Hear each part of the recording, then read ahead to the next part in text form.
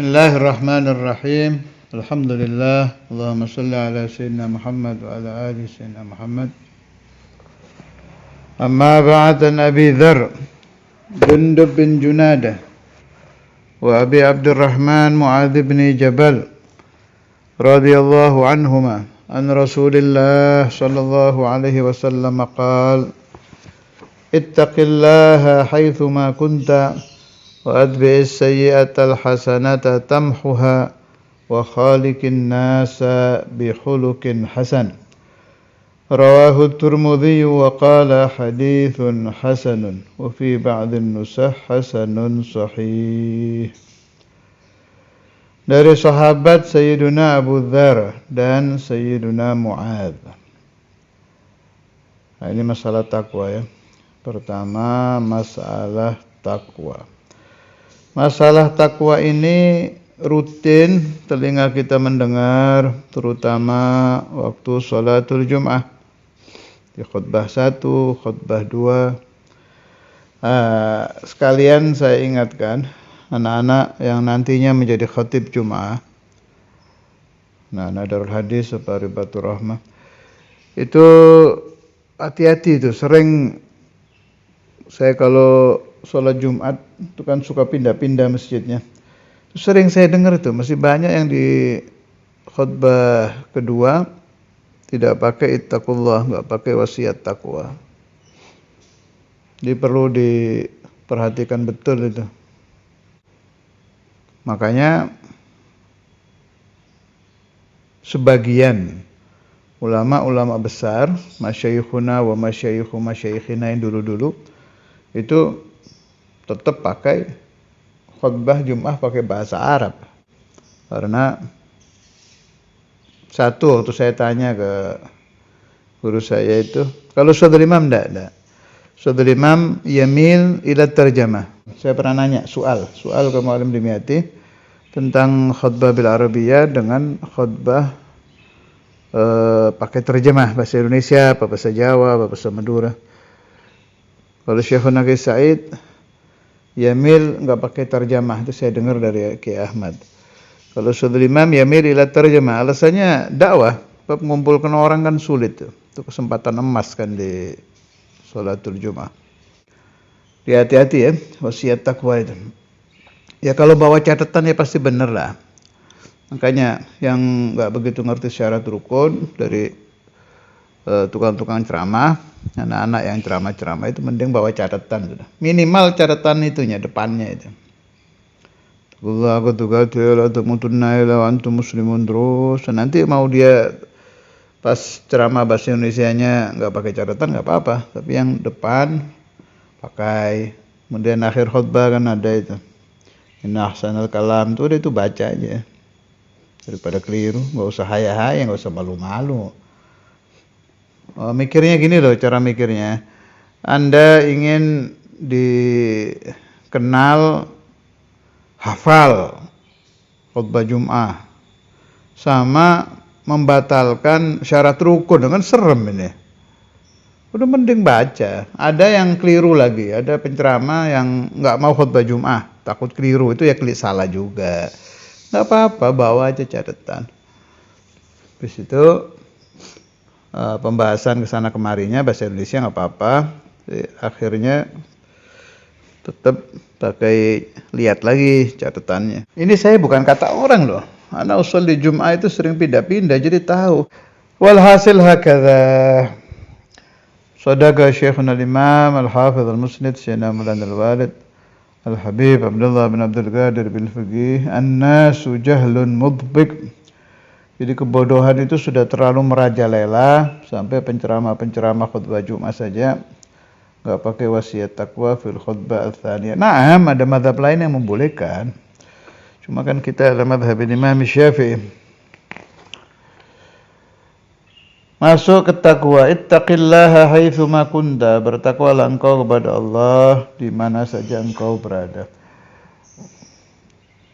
Kalau yang terkenal, pokoknya takwa itu melaksanakan perintah Allah, menjauhi larangan Allah. Imtithal awamir ijtinabun nawahi. Waktu saya ngaji di pesantren dulu ada yang ngartikan takwa itu takut kepada Allah. Kalau yang terkenal imtithalul awamir wajtinabun nawahi, melaksanakan perintah, menjauhi larangan. Titik, segitu aja takwa itu. Ada lagi yang memberi makna khauf, takut kepada Allah Subhanahu wa taala. Mau pakai makna yang mana saja, melaksanakan perintah dan menjauhi larangan, atau mau pakai makna takut kepada Allah, kedua hal ini mustahil qablal ma'rifah. Perhatikan, ini penting. Jadi mau diberi makna khauf atau diberi makna imtithal ijtinab, keduanya tetap mustahil qablal ma'rifah. Sebelum tahu, kenal kepada Allah. Logikanya begini. Kamu takut, pasti kan sebelahnya ada. Takut sama siapa gitu. Nah, kan kenal dulu ini. Saya takut sama fulan karena dia kejam, karena dia kuat, karena macam-macam karena. Tapi kan tahu dulu. Saya takut kepada fulan, makrifat dulu, kenal dulu kepada yang ditakuti gitu. Maka al-khauf mustahilun qoblal ma'rifah. Takut kepada Allah itu atau takut kepada siapapun itu mustahil terjadi sebelum kenal, sebelum tahu. Dah. Sekarang imtithal. Melaksanakan perintah dan menjauhi larangan. Perintah siapa? Kan pasti yang muncul begitu, perintah siapa? Menjauhi larangan. Larangan siapa? Ada orangnya. Nah, si yang diikuti ini bisa Allah, bisa fulan, bisa fulan. Tapi pasti kenal, tahu, ma'rifat dulu. Kayaknya dulu pernah ba'dul masyayikh diundang khutbah Jum'ah. Yang ini, yang dhaik bil ilm ya. Jadi ada orang itu paham ilmu tapi tidak dhaik. Dhaik itu dzauqiyah, yadzuq, merasakan ilmu. Paham tapi tidak yadzuq. Ada yang dhaik. Dhaik itu kalau pemahaman saya ya mirip-mirip majdzub gitu loh.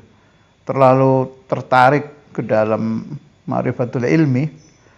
Ada itu, saya dalam perjalanan saya keliling-keliling ngaji-ngaji sempat ketemu beberapa orang yang begitu. Kalau orang dhaik itu kayak majdzub itu, pas disuruh khutbah Jumat ya begitu, nggak sampai 10 menit mungkin. Begitu wasiat takwa ya tetap pakai wasiat takwa. Itu terus ngomong, ini nggak mungkin ini bisa takwa kalau tidak ma'rifat dulu pada Allah, kalau tidak mengenal. Itu aja, habis itu sesuai syarat rukun selesai turun. Langsung orang-orang sholat Jumat banyak yang terlambat. Orang-orang belum pada berangkat, ini khutbahnya udah selesai. Jadi begitu ya. Khulasahnya at-taqwa mustahilun terjadi qoblal ma'rifah. Tidak mungkin takwa itu bisa terjadi. Mau dimaknai apapun. Ittaqillaha haitsuma kunta, dimanapun engkau berada. Di mana saja. Wujubut takwa, kewajiban takwa kepada Allah Ta'ala itu tidak terikat tempat dan waktu, kapan saja. Imtithalu amrillah, di tempat apapun, di waktu apapun tetap wajib. Wa adbi'is sayyi'atal hasanata tamhuha. Wa adbi', dan ikutkanlah olehmu as-sayyi'ata, kesalahan, al hasanata, dengan kebaikan, Jawabul amr, tamhu pasti si hasanah kebaikan tadi menghapus sayyi'ah keburukan. Jadi setiap melakukan dosa harus dihapus dengan satu ibadah, dengan satu kebaikan. Itu dibiasakan dalam hidup itu. Dibiasakan. Innal hasanat yudhibnas sayyi'at. Dibiasakan. Yang bagus itu dan dilakukan oleh orang-orang soleh dulu-dulu itu, kalau mau tidur muhasabah. Sehari ini, orang kalau mau tidur itu kan biasanya nggak langsung tidur kan, pasti ada menunggu terlelap itu, menunggu kita ketiduran itu lah, menunggu kita tidur. Biasanya kan ngelamun kemana-mana itu. Ada yang iseng lihat HP ini itu. Itu kalau ajarannya orang-orang dulu itu waktu muhasabah, hitung-hitungan. Hari ini saya melakukan dosa apa saja. Malah ada yang dicatat itu. Orang-orang dulu itu ada yang dicatat. Yang melakukan dosa apa saja. Kesalahannya apa aja ini. Jumlah berapa, dihitung, nanti diganti dengan hasanah. Dengan ibadah, dengan kebaikan. Apa sholawat, apa sembahyang sunnah, apa saja lah. Pokoknya kira-kira biar imbang. Dihitung-hitung, sudah imbang belum ini. Setelah imbang, syukur-syukur bisa ibadahnya lebih dari dosanya dalam satu hari itu, lah baru dia tidur. Itu adatnya orang-orang dulu. Cari dalil-dalil tentang kafarah yang menghapuskan dosa-dosa. Ya mulai dari wudu. Wudu itu kan menghapuskan dosa. Makanya ada ajaran kita kalau mau tidur wudu. Itu bagus, menghapus dosa-dosa siang tadi. Orang yang tidur punya wudu itu kan ada malaikat yang mendoakan dia biar diampuni dosanya. Itu maksudnya. Wadbi sayyatal hasanata tamhuha. Dan ini kalau sudah menjadi adat, kebiasaan harian, jadi ringan kita melakukannya. Terus itu, pilih sholawat-sholawat yang pahalanya besar, seperti sholawat Fatih. Itu kan seperti 600.000, sholawat Miftah Babil Rahmah itu sama seperti 600.000. Yang gitu-gitulah. Biar kita husnudzannya ke Allah itu kuat. Dosa saya hari ini sudah terhapus. Gitu. Kenapa ini harus dilakukan? Barangkali malam itu kita meninggal. Orang kan tidak tahu. Dia tidur, bangun-bangun sudah di alam barzah. Dia biar meninggalnya dalam keadaan bersih. Sudah tidak ada dosa lagi. Wa khaliqin nasa bi khuluqin hasanin. Dan bergaulah engkau dengan manusia dengan khuluq, budi pekerti, dengan akhlak yang baik. Yang saya tahu betul-betul mempelajari dengan serius, tafakur terus-menerus dan mengamalkan urusan akhlak ini, atau pakai bahasa lain, suluknya beliau dengan mengamalkan hadis yang model-model begini, wa khaliqin nasa bi khuluqin hasan, masalah akhlak-akhlak itu al-Allamah Syekh Umar Baraja almarhum Surabaya, pengarang kitab Akhlaqul Banin, ada juga Akhlaqul Banat ya. Itu kata Sayyidul Walid Saudara Imam Habib Abdullah, min akhas talamid jaddak ini. Waktu beliau fi awakhir umrih ziarah ke Darul Hadis, ditemui Sayyidul Walid, dibawa juga ke situ, ke rumah depan itu, ke ruangan depan tuh, yang di rumah depan yang biasa buat terima tamu. Itu cerita banyak tentang Imamul Habar, Saudara Imam Habib Abdullah sama Syekh Umar Baraja. Terus di antara yang saya ingat itu min akhas talamid jaddak. Ini Syekh Umar Baraja muhib li ahlil bait. Malah saya katakan fani fi mahabbah ahlil bait. Syekh Umar Baraja ini kalau kita baca dengan tafakkur, artinya bukan baca sekedar baca, kita renungkan betul. Memang urusan akhlak ini betul-betul dibahas oleh beliau. Habis-habisan sudah urusan akhlak. Ada beliau nukil hadis di situ ya Akhlaqul Banin. Seingat saya ini ya. Silakan dilihat aja kitabnya. Bismillahirrahmanirrahim. Qala Rasulullah sallallahu alaihi wasallam, "Innar rajula la yudriku bi husni khuluqihi darajatas shaimil qa'im." Sungguhnya seorang laki-laki bisa memperoleh dengan baiknya akhlaknya dia itu derajatnya orang yang puasa siang dan sepanjang malam bertahajud. Qa'im bil lail, shaim bin nahar, itu bisa didapat pahala keduanya dengan akhlak yang baik. Dan ini diamalkan oleh beliau itu. Ana alhamdulillah adraktuhu. Jadi sempat lihat orang yang suluknya pakai akhlak itu ya Syekh Umar Baraja ini. Sampai saya pernah nanya ke sebagian murid beliau, ya, waktu saya di Surabaya itu, ke Ba'du Talamidhi yang sudah dewasa. Gimana Syekh Umar Baraja ini? Jawabnya, ente baca Akhlaqul Banin dari awal sampai akhir, ya itu sudah Syekh Umar.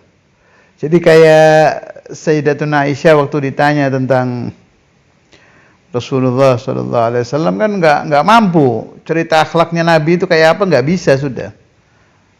Nggak mampu. Dibilang kana khuluquhul Quran. Kalau Syekh Umar Baraja ini orang mau cerita akhlaknya sudah nggak bisa, udah terlalu hebat. Makanya dibilang udah baca aja Akhlaqul Banin, itu yang diamalkan beliau yang ada di situ. Jadi yang beliau ucap itu beliau amalkan memang. Yang beliau karang tentang akhlak, yang beliau nasihatkan, ucap di dalam nasihat ke murid-muridnya tentang akhlak itu memang diamalkan. Kayak ajaran di Akhlaqul Banin nggak boleh nengok kanan kiri itu dari jaganya Syekh Umar, di kopiahnya kayak ada penutup untuk nggak kelihatan kanan kiri itu. Bagus sih masangnya itu di kopiah beliau itu. Jadi kalau nengok yang kelihatan tutupnya itu, nggak kelihatan orang. Susah saya ceritanya, harusnya Anda ketemu sendiri, kaget nanti lihat kok ada orang seperti ini. Jadi akhlak kulluh sudah. Allah. Oh, sama nawir, mukanya itu cahaya, munawwar binuril ilmi wal ibadah. Allah rahimahullah wa radhiyallahu anhu wa nafa'ani wa iyyakum wal ahbab wad dzurriyyah min barakatihi wa ahya fil muslimin wa ahya fil muslimina mithlah. Mudah-mudahan muncul lagi orang-orang seperti beliau. Enggak nemu lagi saya bab akhlak ya. Saya cerita babul akhlak ini. Saya enggak pernah ketemu lagi orang seperti Syekh Umar Baraja. Kalau cerita bab ilm masih banyak di zamanina, alama-alama kan di Indonesia dan luar Indonesia masih banyak. Tapi fi babil akhlak ma ra'aitu mithlah. Ma ra'aitu mithlah. Enggak di Indonesia, enggak di luar Indonesia. Silahkan kalau masih ada habib-habib tua, kiai-kiai sepuh di Surabaya yang masih hidup, bisa Anda tanya, gimana ceritanya Syekh Umar Baraja dulu. Oh, kalau ngajar juga sabar, yang diajari kan habaib yang kecil-kecil itu, jadi namanya jamaah ya segitu. Sabar betul ini Syekh Umar Baraja. Allah.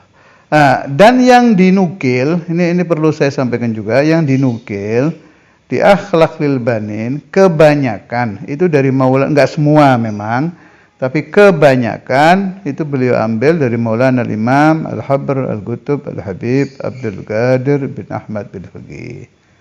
Ya, jadi orang kadang baca Akhlaqul Banin, anak-anak kan nganggap ngeremehkan tuh, ini kitab kecil, males, pembahasannya gitu-gitu.